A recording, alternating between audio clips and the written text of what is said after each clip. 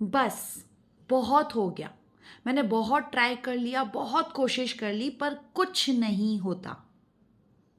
जब भी आप कोई नया काम शुरू करते हैं और वो हमेशा अधूरा रह जाता है, सक्सेस नहीं मिलती, तो आप भी ऐसा ही सोचते हैं ना? अगर ऐसा सोचते हैं तो ये कहानी आपके लिए है।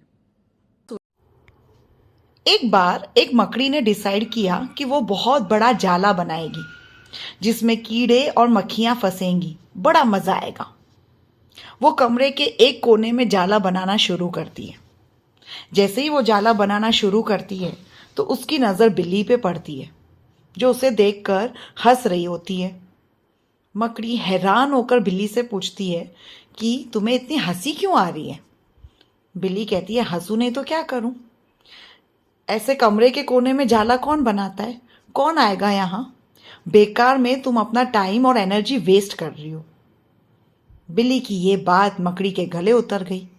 सोचने लगी, बात तो सही कह रही है, इधर कोने में कौन आएगा। वो अपना अधूरा जाला छोड़ देती है। फिर वो खिड़की की तरफ जाती है। सोचती है, यहाँ जाला बनाती हूँ, यहाँ तो ताज़ी ताज़ी हवा भी आएगी। वो खिड़की पर अपना जाला बुनना शुरू करती है। जैसे ही वहाँ जाला बुनना शुरू करती है, वहाँ चिड़िया आ जाती है उड़ते उड़ते। चिड़िया मकड़ी से कहती है कि अरे मकड़ी, कितनी मूर्ख हो तुम। इधर खिड़की पे जाला कौन बनाता है? एक हवा का झोंका आया नहीं, तुम्हारा पूरा जाला उड़ जाएगा। इधर जाला मत बनाओ। मकड़ी फिर सोच में पड़ जाती है। सोचती है कि हाँ, बात तो सही है, यहाँ पर जाला नहीं बना सकती। तो वो वहाँ भी अपना अधूरा जाला छोड़ देती है। फिर उसकी नज़र एक पुरानी अलमारी पर जाती है जिसका एक तरफ का दरवाज़ा खुला हुआ होता है।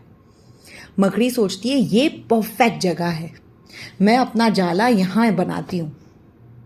जैसे ही वो जाला वहाँ पर बनाना शुरू करती है, चूहा आ जाता है।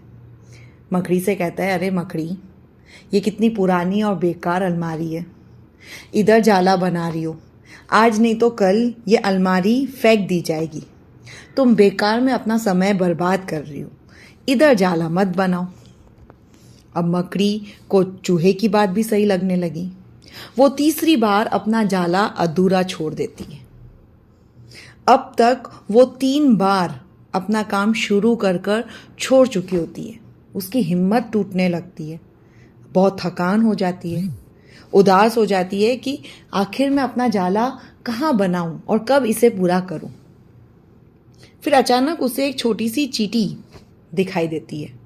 मकड़ी उससे हेल्प मांगती है, कहती है कि मुझे समझ ही नहीं आ रहा मैं क्या करूं। चींटी कहती है, मैं बहुत देर से तुम्हें देख रही हूं, तुम बार बार अपना काम शुरू तो करती हो, लेकिन दूसरों के कहने पर उस काम को छोड़ देती हो। अगर तुम ऐसे ही करती रही तो तुम अपना काम कभी पूरा नहीं कर पाओगी, कभी अपना लक्ष्य हासिल नहीं कर पाओगी। चींटी की बात सुनकर मकड़ी को एहसास हो गया कि प्रॉब्लम जगह में नहीं है, प्रॉब्लम यह है कि उसका खुद का डिसीजन दूसरों के ओपिनियंस पर बेस्ड था। दूसरे क्या सोचते हैं उस पर निर्भर था। जैसे इस मकड़ी के इर्द गिर्द बिल्ली, चूहा और चिड़िया है, वैसे ही हमारे इर्द गिर्द भी ऐसे बहुत सारे लोग हैं जो अपने नेगेटिव ओपिनियंस खुलकर बताते हैं। ये तुमसे नहीं हो पाएगा, इस फील्ड में स्कोप नहीं है, तुम अपना टाइम और एनर्जी वेस्ट कर रहे हो। और कई बार हम अपना डिसीजन इन ओपिनियंस को सुनकर ले लेते हैं, जबकि ऐसा होना नहीं चाहिए। क्योंकि अगर ड्रीम आपका है तो डिसीजन भी आपका ही होना चाहिए।